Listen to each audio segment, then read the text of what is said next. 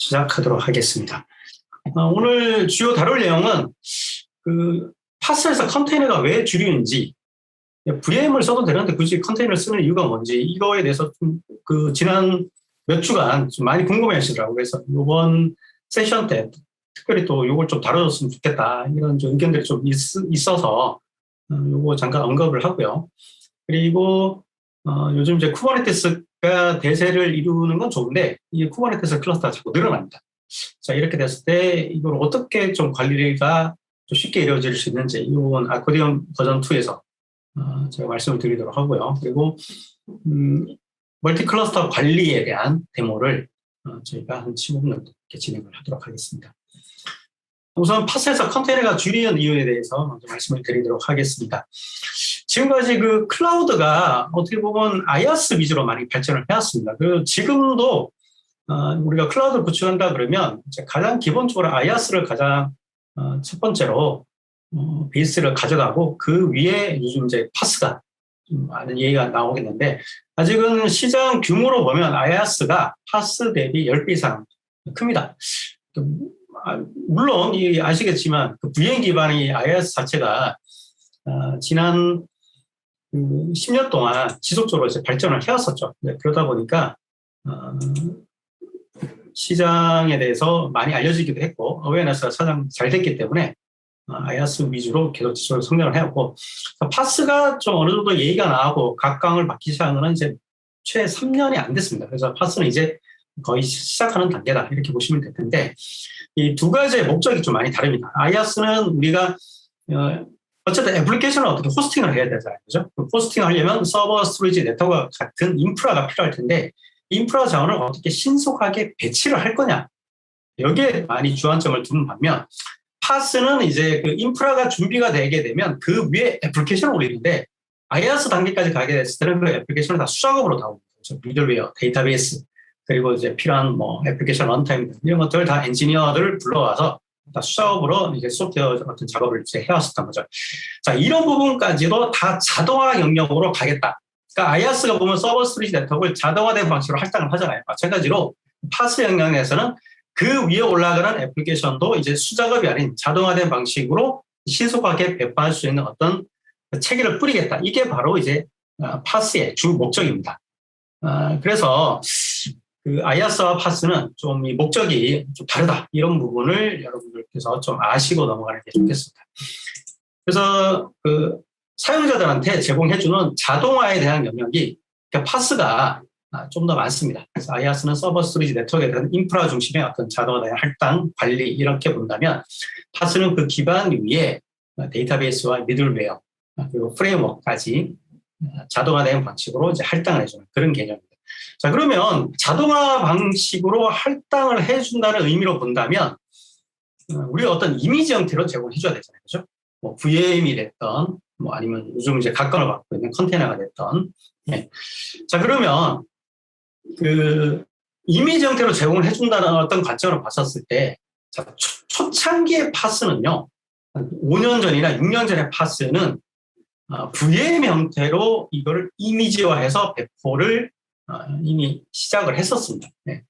자, 그러면 VM 형태로 이미지화된 걸 제공을 해준다고 하셨을 때는, IaaS 같은 경우는 VM 껍데기만 제공을 해준단 말이에요. VM 껍데기만 제공해주고, 그 껍데기 안에 이제 OS 내가 원하는 거 깔고, 내가 원하는 소프트웨어를 이제 지금까지 수작업으로 제공을 해왔다고 제가 말씀드렸었죠. 자, 근데 이거를 소프트웨어 영역까지 자동화된 방식으로 제공을 해주려면, 소프트웨어까지 탑재가 된 어떤 가상 머신을 만들어서 제공을 해줘야 되죠.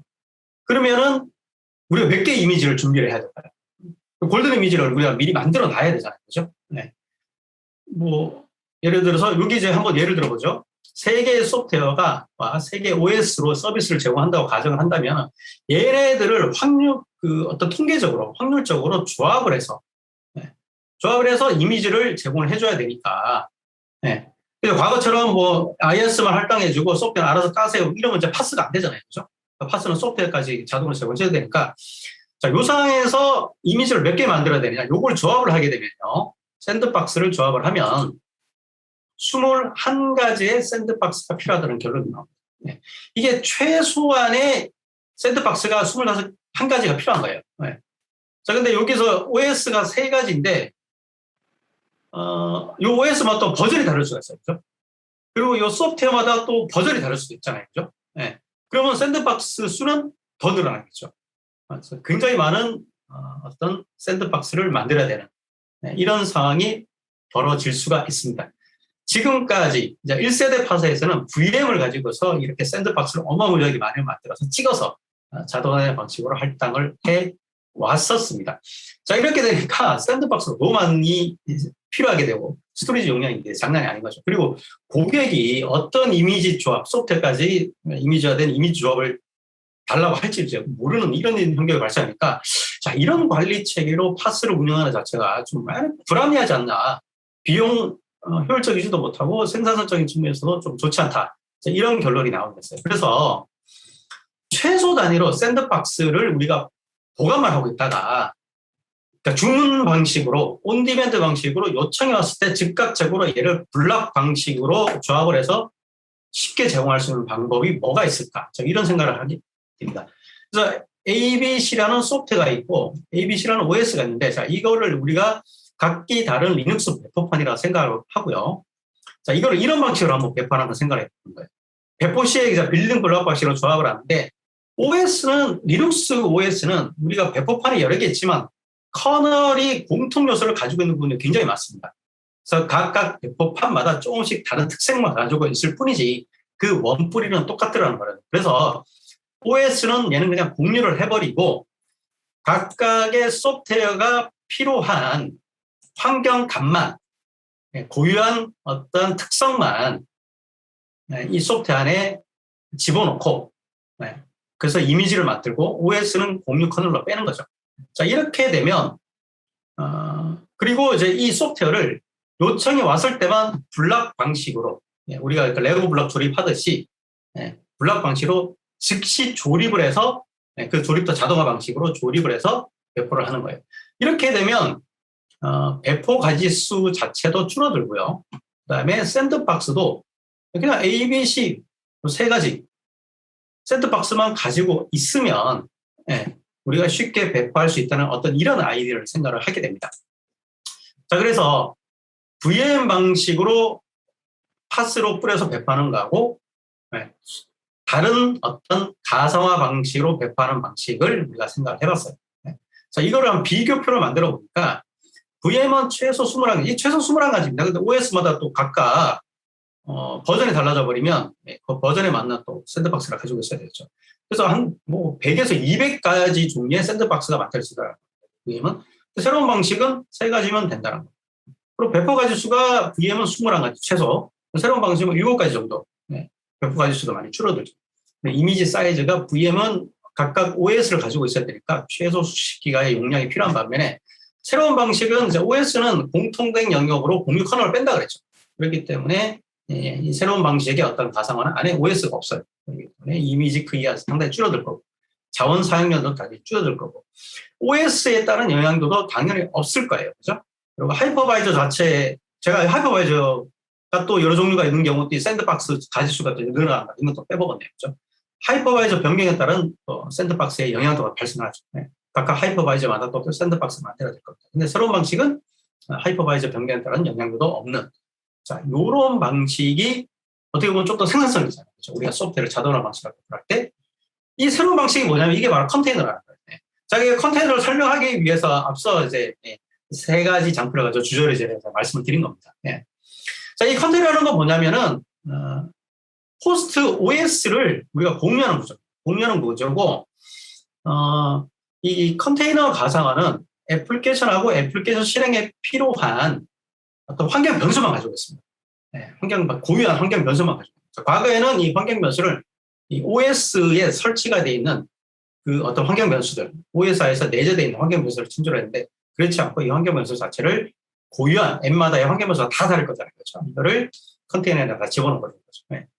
그리고 컨테이너만 할당하는 방식. 이렇게 추상화된 기술이 이제 바로 컨테이너입니다. 그래서 이 파스 시장에서는 앱까지 자동으로 할당을 하는 개념으로 가져다 보니까 앞서 제가 예시로 보여드린 것처럼 컨테이너를 각각 받을 수밖에 없는 어떤 이런 상황이 된 겁니다. 그래서 특장점 말씀드리면 사이즈가 아주 작고요. 안에 OS가 없기 때문에 사이즈 작은 겁니다. 그리고 이제 구동 자체가 OS가 없으니까 굉장히 빠릅니다. 그리고 아주 이식성이 좋아요. 네. 그래서 대부분의 애플리케이션을 컨테이너로 다 이식이 가능하고요. 그리고 이 컨테이너로 이식된 거는 거의 그 호스트 OS, 그다음에 하이퍼바이저의 비종속적입니다. 그래서 다 이 컨테이너를 탑재가 다 가능합니다. 그리고 컨테이너 안에 이 애플리케이션에 필요한 고유의 어떤 환경값들을 다 가지고 있기 때문에 우리가 플랫폼을 옮길 때마다, 앱을 옮길 때마다 이 앱이 실행에 필요한 여러 가지 라이브러리나 뭐 이런 것들이 없는 것 때문에 이제 앱이 실행이 안 되는 경우가 많잖아요. 그렇죠? 오류가 나는 경우가 굉장히 많은데, 제 컨테이너는 그런 부분에 대한 어떤 호환성, 이런 것들이 다 담보가 됩니다. 그리고 이제 불변성이라는 법칙을 갖고 있습니다. 컨테이너만 배포가 되게 되면 수정 자체가 불가능해지죠. 예. 자, 이런 특징을 가지고 있는 게 바로 컨테이너입니다. 그래서 플랫폼 간 제가 이렇게 비교를 한번 해봤습니다. 그래서 베어메탈, 아주 정통적인 이제 IT 방식이죠. 그리고 지금까지 많이 써왔던 가상 머신, 그리고 컨테이너. 자, 성능 면에서는 컨테이너가 가상 서버를 앞서갑니다. 이 가상 서버 안에 OS가 있기 때문에 성능이 당연히 떨어질 수밖에 없고요. 그리고 중간에 모든 디바이스를 다 에뮬레이션을 해야 됩니다. 이것 때문에 성능 저하가 좀 발생을 합니다. 물론 이제 가상화도 성능이 굉장히 많이 좋아졌지만, 제가 여기서 말씀드린 것은 상대적인 비교입니다. 예, 가상 서버라 그래서 이 성능이 안 좋다, 절대 그렇지 않아요. 예. 그리고 부팅 속도 당연히, 그리고 컨테이너는 가상과 똑같이 앱 간 자동 격리가 가능합니다. 그리고 평균 딜리버리 기간이 가상 머신이 보통 이제 뭐 수시간에서 하루 정도 걸린다 가정한다면, 컨테이너는 수분에 딜리버리가 가능합니다. 그리고 이기종 간의 호환성, 가상 서버는 하이퍼바이저가 달라버리면 그 VM을 못 올리는 거죠. 근데 컨테이너는 하이퍼바이저가 달라도 컨테이너를 문제없이 다 올릴 수가 있고요. 그래서 타 플랫폼 간 이익성이 이제 굉장히 좀 쉽다는 이런 장점을 가지고 있습니다. 자, 이런 것 때문에 하이브리드 클라우드 전략에서 컨테이너를 많이 씁니다. 멀티 클라우드 전략도 마찬가지예요. 우리가 퍼블릭 클라우드나 온프라미스를 뭐 여러 클라우드를 우리가 운영을 하게 되면 이 하이퍼바이저를 다 똑같이 못 맞춥니다. 그렇죠? 네, 이럴 때 이 컨테이너가 굉장히 큰 장점을 가지고 있습니다. 그리고 앱 간 관리 방식. 이 컨테이너 안에 앱을 집어넣으면, 왜냐면 이제 운영자 입장에서는 그냥 컨테이너만 관리를 하면 되거든요. 컨테이너 안에 뭐 데이터베이스가 뭐가 들었는지, 미들웨어가 뭐가 들었는지 상관할 필요 없습니다. 그렇기 때문에 컨테이너로 이미지를 하게 됐을 때 이 관리 방식 자체를 다 통일할 수가 있는 이러한 장점들을 가져다 줍니다. 그래서 이런 장점들 때문에 요새 이제 파스 시장으로 가면서 컨테이너를 대부분 다 사용을 하세요. 그래서 이 컨테이너 안에 환경 변수와 앱만 담아서 이 컨테이너를 여러 플랫폼에다 이식을 하게 되는데, 자, 이 컨테이너가 굉장히 장점이 많아서 하나만 운영할 때, 뭐 소수만 운영할 때는 굉장히 좋았습니다. 특히 저희 회사 같은 경우는 2014년부터 이제 컨테이너를 사용하기 시작을 했었거든요. 자, 초기에는 이렇게 이 컨테이너를 뭐 단일 환경에서 한두 개 정도 이렇게 쓰는 거 좋았는데, 좋다 보니까 이 컨테이너가 어떻게 됩니까? 하고 늘어납니다. 장난 아니게 늘어납니다. 그리고 요즘 그 일반적으로 뭐 머신러닝이나 빅데이터나 그리고 AI 이런 프로젝트를 하게 되면 개발사들이 죄다가 컨테이너로 말아서 애플리케이션을 가져옵니다. 그들도 본인들이 개발한 애플리케이션이 어떤 환경으로 이식될지 모르기 때문에 다른 환경마다 이게 전부 다 애플리케이션을 컨버전하기가 힘들잖아요. 그렇죠? 어떤 개발에 대한 생산성도 떨어지기 때문에 컨테이너로 다 말아서 가져오거든요. 저희 회사 같은 경우도 이제 2014년부터 저희가 개발한 이 산출물들을 다 컨테이너로 말아서 지금 다 납품을 하고 있습니다. 2014년부터. 근데 이런 컨테이너가 자꾸 늘어나는 거예요. 조직 내에서. 늘어나게 됐을 때 이를 과거에 한두 개 정도 개발자나 운영자가 뭐 이렇게 수작업으로 운영 관리하는 것 자체가 어렵지는 않은데, 이게 자꾸 늘어나게 되는 경우, 이거 관리 자체가 쉽지 않은 거예요. 그리고 컨테이너는 아까 제가 불변성의 법칙을 가지고 있다고 말씀드렸죠. VM이나 베어메탈 같은 경우는 내가 애플리케이션을 환경 수정을 하면 안에 로그인해서 들어가서 수정을 하시면 돼요. 근데 컨테이너는 수정 자체가 불가능합니다. 수정이 필요한 경우는 또 컨테이너를 만들어서 재배포를 해야 돼요. 앱을 다 수정한 다음에 다시 컨테이너 이미지를 만들어서 재배포를 해야 돼요. 자, 이런 또 불편함들이 또 존재를 하기 때문에 이 컨테이너를 수작으로 관리하는 것 자체는 어떻게 보면 제한이라고 볼 수가 있어요. 그래서 이 컨테이너를 어떤 자동화된 방식으로 배포하고 확장하고 장애 처리하는 관리 방식이 필요하다. 그래서 나온 게 바로 이제 오케스트레이션입니다.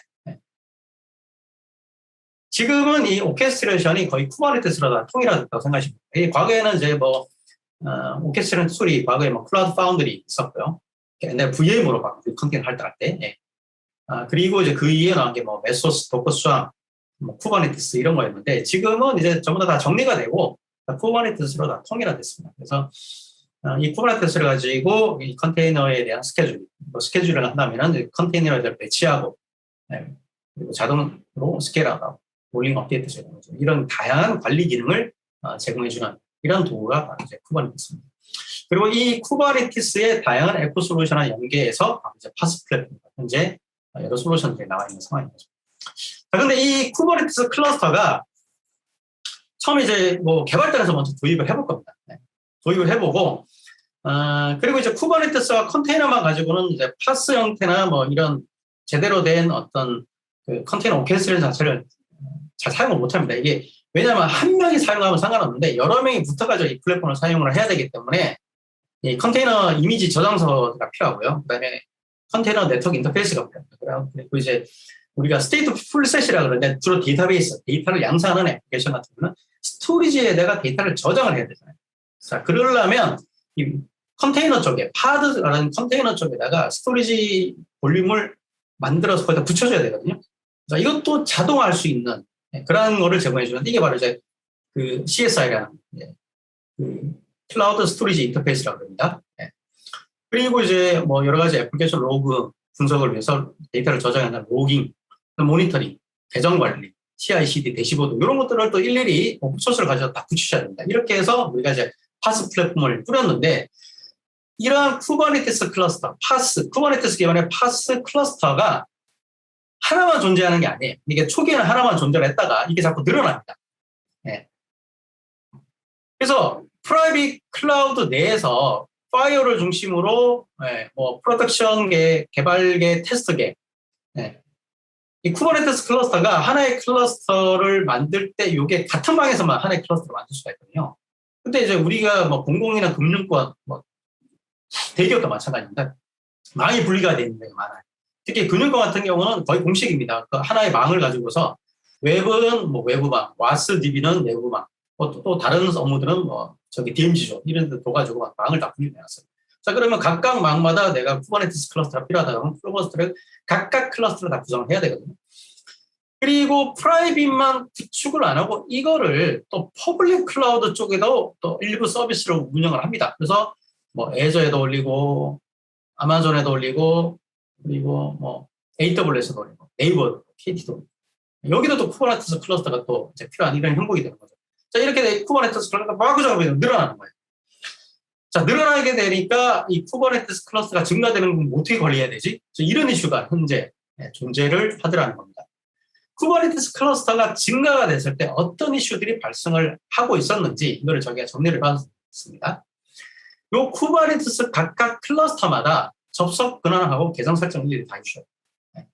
물론 이제 똑똑한 고객들은 싱글 사이온을 구축을 하셔가지고 이거를 이제 계정을 다 동일화하세요. 근데 그 싱글 사이온도 책을 어떻게 뿌려야 되잖아요. 그렇죠? 그리고 컨테이너 저장소, 각각 컨테이너 저장소를 가지고 있을 때 이거 어떻게 다 공유하고 어떻게 관리를 해야 될까? 이런 이슈가 더 발생을 하고요. 개별 클러스터마다 앱을 배포를 해야 됩니다. 근데 똑같은 앱이에요. 똑같은 앱인데 여기 예를 들어서 쿠버네티스 클러스터 10개다. 그럼 10개 일일이 다 수작업으로 다 배포를 해주셔야 되거든요. 야, 이거 그냥 한 번에 그냥 배포를 하면 좋을 것 같은데 이거 개별 클러스터마다 앱을 일일이 다 수작업으로 하는 이런 이슈도 존재하고요. 그리고 퍼블릭 클라우드 사업자들이 현재 쿠버네티스 서비스를 제공해 줍니다. 그죠? 구글 같은 경우 뭐 GC라고 하고요.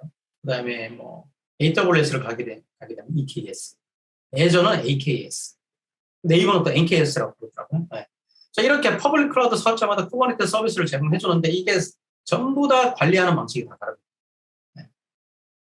자, 이렇게 되니까 어떻게 됩니까? 일관되지 못한 구성과 컴포넌트로 구성된 걸로 전부 다 쿠버네티스 클러스터를 일일이 개별적으로 다 관리를 해야 되는 이런 이슈들이 이제 존재를 하더라는 거죠. 이게 만만치 않습니다. 이렇게 관리하는 것 자체가. 자, 그래서 이거를 하나의 그 좀 통합된 뷰로 관리할 수 있는 방법이 뭐가 있을까? 이거를 지금부터 제가 말씀을 드리도록 하겠습니다. 아코디언이 저희가 버전 2를 작년부터 이제 새로 아키텍처를 해서 개발을 함에 있어서 저희가 좀 그 크게 주안점을 뒀던 것 중에 하나가 바로 멀티 클러스터, 쿠버네티스가 여러 가지가 발생할 텐데 이 여러 개 발생된 멀티 쿠버네티스를 어떻게 우리가 하나의 원뷰로 쉽게 관리를 할까? 네.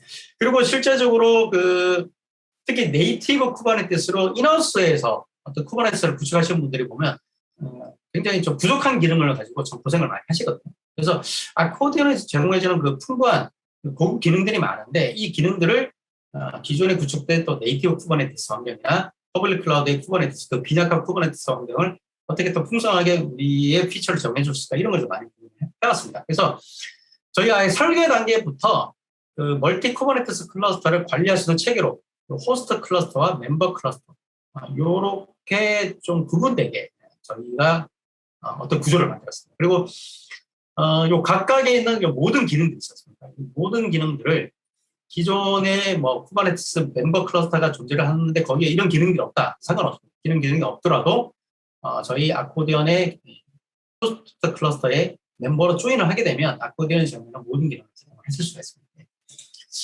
자, 그래서 저희가 표준 네이티브 쿠버네티스 환경이라면 저희 아코디언의 member 클러스터가 조인이 가능합니다. 그래서 저희가 호스트 멤버 구조, 호스트 멤버 구조 좀 쉽게 말씀드리면 서버 앤 클라이언트 구조 이렇게 생각하시면 될 것 같은데요. 아코디언 자체가 호스트가 되고요. 나머지 네이티브 쿠버네티스들은 아코디언의 멤버 클러스터를 조인이 가능합니다. 그래서 아코디언의 제공해주는 싱글 GI로 다 관리가 가능합니다. 네. 그리고 저희가 K8S 클러스터와 이제 EKS를 저희가 또 자동으로 배포해 줄 수가 있습니다. 쿠버네티스 클러스터 자체를 만드는 것 자체가 이게 또 험난한 과정 중에 하나거든요. 자, 이거를 아코디언에서 굉장히 쉽게 쿠버네티스 클러스터를 배포를 할 수가 있습니다. 그리고 이 클러스터 간, 각기 상이한 쿠버네티스 클러스터 간 애플리케이션을 배포할 때 되거든요. 예를 들어서 개발계, 운영계, 스테이지계가 클러스터가 분리가 돼 있다. 다른 망으로. 이런 경우 이제 개발계에서 개발 끝난 거 테스트계로 넣어야 되잖아요. 밀어 넣어야 되잖아요. 테스트계에서 또 개발 끝난 거 운영계로 밀어 넣어야 되잖아요. 그렇죠? 이럴 때 클러스터 간 애플리케이션 배포를 할 수 있어야 되거든요. 그리고 이제 계정을 한 군데서 통합으로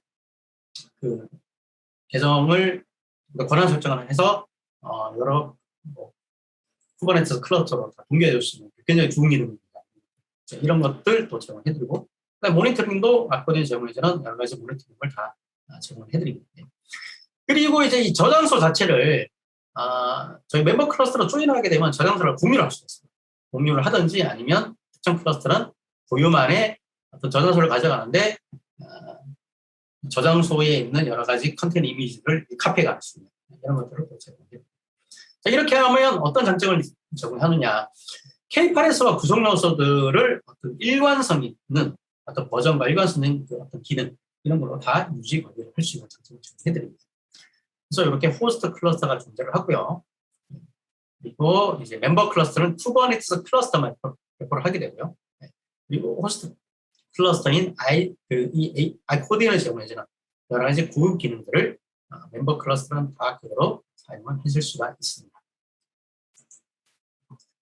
그래서 저희 어떤 원뷰 창을 통해서 여러 콘솔을 띄울 필요 없이 아코디언 콘솔 창에서 여러 다중의 쿠버네티스 클러스터를 한꺼번에 다 관리할 수가 있고요.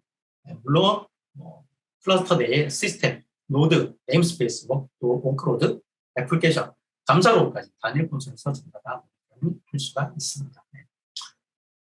그리고 아까 말씀드린 것처럼 클러스터에서 다른 클러스터로 애플리케이션을 쿠버네티스 클러스터가 여러 군데 분산돼도 상관없습니다. 그래서 이 애플리케이션을 자동으로 배포가 가능하고요. 그리고 이 동일한 애플리케이션을 다중의 쿠버네티스 클러스터로 동시에 자동화 방식으로도 배포를 해 줄 수가 있습니다. 그리고 이게 애저가 됐던, 그다음에 AWS가 됐던, 구글이 됐던, 네이버가 됐던, KT가 됐던 상관없이 각각의 쿠버네티스 서비스를 이용하려면 각각의 어떤 관리 방식의 모니터링을 창을 다 띄우셔야 돼요. 그럴 필요 없이 아코디언 한 콘솔에서 여러 멀티 클라우드가 제공해주는 쿠버네티스 클러스터를 다 관리를 하고 통합으로 보실 수가 있습니다.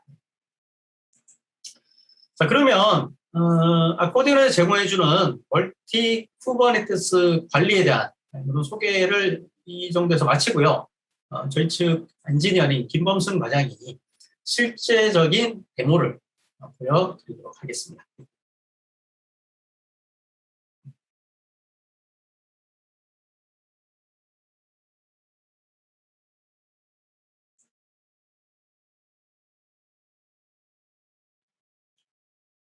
네, 안녕하세요. 멘텍 OSS 기술팀 김범생입니다. 오늘은 멀티 하이브리드 통합 관리 데모를 진행해 볼 건데요. 첫 번째는 멀티 클러스터 대시보드, 아코티움 V2에서 새로 선보이는 클러스터 대시보드에 대해서 소개를 드리고요. 다음은 온프라미스 EKS 클러스터에서 멀티 클러스터 하이브리드 클러스터에서 어떻게 하면 앱을 배포할 수 있는지에 대해서 알아보도록 하겠습니다. 그 다음은 이제 온프라미스 호스트 클러스터에서 EKS 클러스터로 앱 배포를 해보는 것을 진행을 해보도록 하겠습니다. 마지막으로는 멀티 클러스터에서 통합 계정 관리를 하는 방법에 대해서 알아보면서 데모를 끝마치도록 하겠습니다.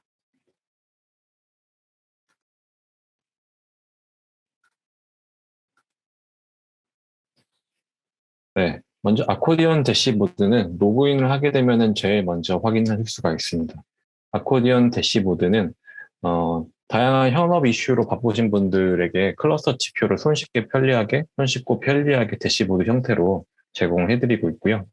먼저 글로벌 대시보드는 아코디움 V2에서 새롭게 추가된 기능으로 멀티 클러스터를 구성하는 클러스터 정보를 제공합니다.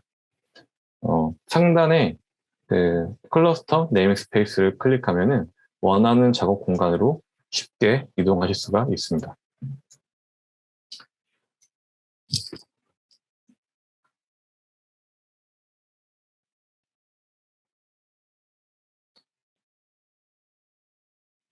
네, 그 다음에 클러스터 대시보드는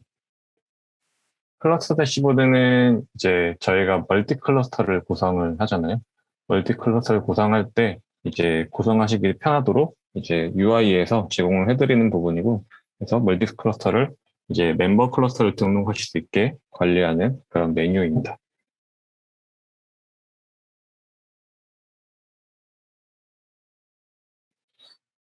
네, 그 다음에 클러스터 대시보드는 선택된 클러스터 지표를 편리하게 대시보드 형태로 제공해드리고 있고요. CPU, 메모리, 네트워크 사용량, 쿠버네티스 오브젝트 정보, 그 포드의 CPU, 메모리 사용량, CPU 그리고 탑5를 통해서 클러스터를 구성하는 노드 정보를 확인할 수가 있습니다. 어, 네, 구성할 수가 있고요. 그 다음은 이제 네임스페이스 대시보드를 보여드릴 건데요. 네임스페이스 대시보드는 선택된 클러스터의 네임스페이스 지표를 편리하게 이제 대시보드 형태로 제공을 해드리고 있고, 네임스페이스의 CPU, 메모리, 네트워크 사용량, 쿠버네티스 오브젝트 정보, 그리고 포드의 CPU 사용량의 탑5와 네임스페이스를 구성하는 포드 정보를 확인할 수가 있습니다. 제가 그 글로벌 대시보드에 다시 이제 말씀을 드리면은, 글로벌 대시보드는 지금 멀티 클러스터를 구성하고 있는 호스트 클러스터 정보와 그리고 구성된 클러스터 버전 정보 및 노드, 코드, 볼륨, CPU, 메모리, 스토리지 등의 리소스 사용량을 확인할 수가 있고요. 그리고 클러스터 CPU, 메모리 사용량 탑5를 통해서 인사이트를 이제 얻을 수 있도록 제공해드리고 있습니다. 여기 클러스터 인포를 보게 되시면은 지금 클러스터 세대로 구성이 되어 있는 걸 보실 수가 있고요. 현재는 호스트 클러스터 한 대와 멤버 클러스터 두 대로 구성되어 있고, 멤버 클러스터 한 대는 지금 현재 EKS 클러스터, 지금 AWS에 올라가 있는 EKS 클러스터 한 대로 지금 구성이 되어 있는 상태입니다. 네.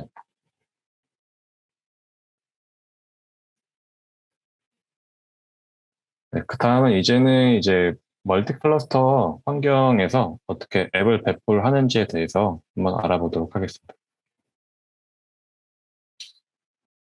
상단에는 호스트 클러스터로 지금 선택이 되어 있고요. 네임스페이스는 데모로 선택이 되어 있습니다. 배포를 위해서 애플리케이션의 카탈로그로 이동을 했고, 생성 버튼을 클릭해서 톰캣 카탈로그를 선택해 보도록 하겠습니다.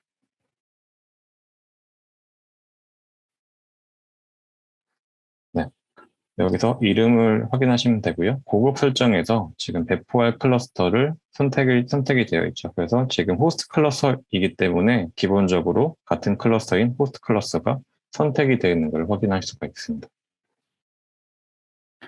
확인한 뒤에 배포 리소스를 클릭하시고 배포 리소스 단계에서 이제 앱을 구성하는 설정들을 확인하신 다음에 파이프라인 설정을 클릭하게 되시면은 앱을 배포하기 위해 설정되어 있는 파이프라인을 확인할 수가 있습니다. 파이프라인을 확인을 하고 이제 배포할 앱 주소를, 깃 주소를 가지고 와서 이제 복사 붙여넣기 해보도록 하겠습니다. 네. 이 주소를 가지고 배포를 진행을 할 거고요. 배포를 클릭하게 되면은 카탈로그가 완성이 되고 이제 그 카탈로그를 통해서 배포를 진행해 보도록 하겠습니다.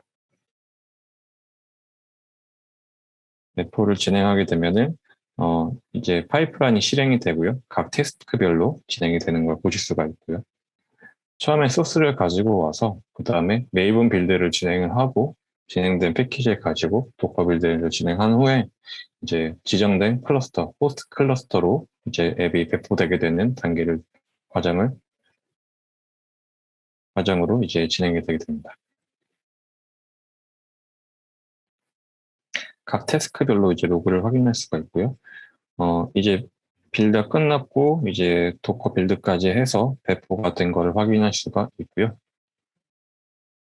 워크로드 대시보드에 들어가게 되시면은 해당 지금 네임스페이스 클러스터의 호스트 클러스터의 네임스페이스 데모 네임스페이스에 배포되어 있는 포드와 디플로이먼트 이 워크로드를 한눈에 보실 수 있게 제공해드리고 있는데요. 배포된 앱이 여기에 생성된 것을 확인할 수가 있습니다. 그래서 ACC 톰캣이 현재 지금 배포된 것을 확인할 수가 있습니다. 네, 카탈로그 돌아오셔도 이제 카탈로그에서 이제 생성된 리소스를 이제 확인할 수가 있고요. 네, 나물 형태로도 확인할 수가 있습니다. 그 다음은 이제 클러스터를 변경을 해서 EKS 클러스터에서도 이제 앱을 배포를 해보도록 하겠습니다. 배포하는 방법은 동일하고요. 이제 달라진 점은 위에 보시면 클러스터가 지금 다른 클러스터로 이동이 되어 있습니다. 이걸 스코프라고 하는데 그 EKS 클러스터로 이제 이동을 하게 되었고 이제 POC라는 네임스페이스로 이제 이동을 해서 여기에다가 이제 동일하게 앱을 배포해 보도록 하겠습니다. 제가 이거를 보여드리는 이유는 이제 이만큼 클러스터를 왔다 갔다 이제 이동을 하면서 배포하는 게 이제 쉬워졌다는 걸 보여드리기 위해서 지금 배포를 진행하고 있는 거고요. 동일하게 애플리케이션에서 카탈로그로 진행하신 다음에 생성을 누르셔서 마찬가지로 톰캣 카탈로그를 선택을 해보도록 하겠습니다.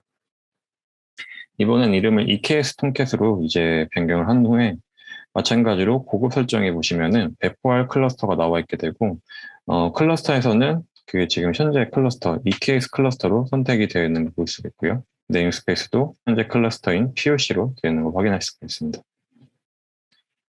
내용 정보를 확인하신 후에 배포 리소스 정보도 이제 확인하시고 파이프라인 넘어가시면은 파이프라인도 마찬가지로 이제 동일하게 구성이 되어 있고 여기다가 이제 가져올 깃 주소를 입력을 해서 동일하게 카탈로그를 생성해 보도록 하겠습니다.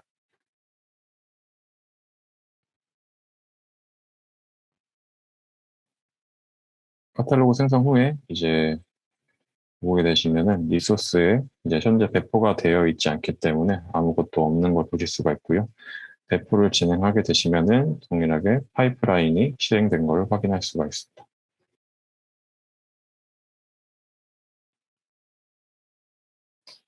네, 과정은 이제 동일하게 진행이 되고요. 이제 빌드까지 마쳤으면은 이제 배포가 되게 됩니다. 이 배포는 이제 선택했던 AKS 클러스터에 배포가 되게 되겠죠.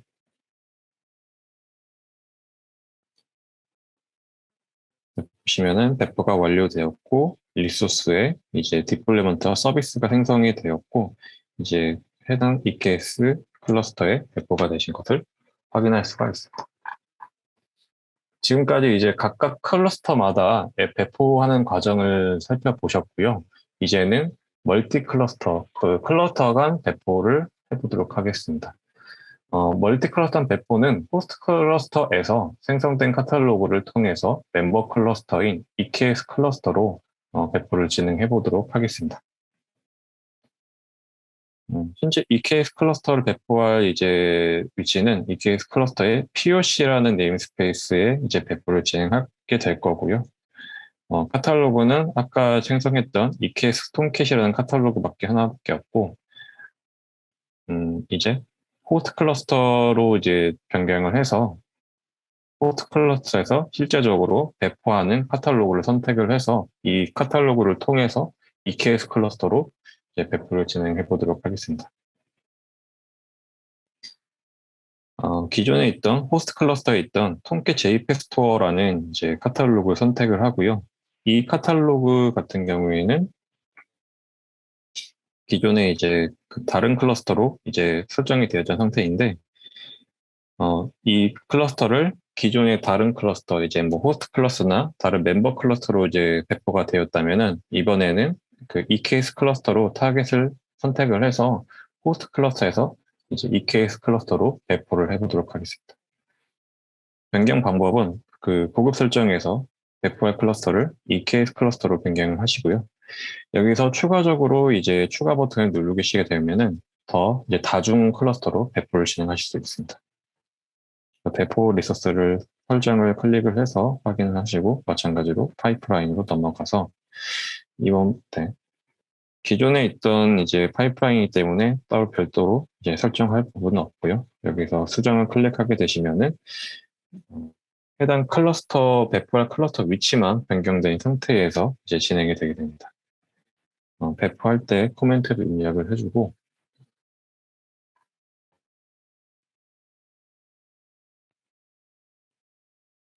진행을 하게 되면은 마찬가지로 동일하게 파이프라인이 실행이 되고요. 이런 파이프라인은 파이프라인 시작이 되고 그 빌드가 완료된 다음에 배포되는 거는 이제 빌드까지 되는 건 호스트 클러스에서 된 거고, 이제 배포는 이제 EKS 클러스터로 배포가 진행이 되게 됩니다. 그러면 이제 그 배포가 완료가 되었고, 현재 EKS 클러스터에서 제대로 지금 앱이 생성이 되었는지 확인을 해보도록 하겠습니다. 이동은 상단에 있는 클러스터를 클릭하시고, 이제 클러스터에 EKS 클러스터로 이동을 하시면은 다른 클러스터로 이동이 가능하게 됩니다. 워크로드 대시보드 카탈로그를 보시면은 지금 그 아까 생성했던 카탈로그는 이제 호스트 클러스터에 생성됐던 카탈로그이기 때문에 EKS 클러스터에서는 이제 카탈로그를 보실 수가 없고요. 배포된 클러스터에 가셔야지 보실 수가 있습니다. 워크로드에 가게 되시면은 이제 아까 생성했던 그 호스트 클러스터에서 이제 배포를 진행했던 이제 아까 앱이 EKS 클러스터에서 배포된 것을 확인하실 수가 있습니다. 네. 그 다음에 마지막으로는 이제 멀티 클러스터 계정 관리인데요. 다중 클러스터 환경에서는 이제 클러스터 및 이제 네임스페이스 권한 제어가 꼭 필요하죠. 그래서 아코디언 V2에서는 이제 멀티 클러스터 환경을 구성을 하면서 이러한 권한 제어를 할 수 있도록 멀티 클러스터 계정 관리가 포함되어 있습니다. 멀티 클러스터 계정 관리는 기본적으로 사용자 그룹으로 관리가 되고, 그리고 멀티 클러스터 권한 제어 기능인 글로벌 권한과 그리고 클러스터와 네임스페이스별 권한 제어로 나눠지게 됩니다. 그래서 각각 별로 이제 메뉴가 있고요. 여기서 이제 권한별로 지금 메뉴별로 지금 따로따로 분리가 되어 있습니다. 그래서 일단 저희 데모에서는 아코디언 지금 데모 02와 데모 03이라는 유저를 새로 만들었고요. 아코디언 V2에서는 각 클러스터 및 네임스페이스별로 권한 부여가 가능하기 때문에 지금 생성해 놓은 데모 2 같은 경우에는 호스트 클러스터의 데모 네임스페이스의 접근 권한만 부여가 되어 있는 상태이고, 그리고 데모 03 계정 같은 경우에는 멤버 클러스터 데모 1과 호스트 클러스터의 접근 권한만 가지고 있습니다. 네임스페이스는 데모만 접근 권한이 가져 있게 되어 있고요. 로그아웃을 해서 이제 데모 02로 이제 생성한 계정으로 로그인을 해보시게 되면은 아까 부여했던 이제 호스트 클러스터의 데모만 이제 해당 영역만 이제 확인할 수가 있게 되고요. 그리고 메뉴 같은 경우에는 지금 밑에 하단 메뉴를 다 살려놓게 되었지만은 메뉴 같은 경우에도 필요하신 메뉴만 이제 권한 부여를 하실 수가 있습니다. 그다음에 데모 03 계정으로 들어가게 되시면은 데모 03 계정은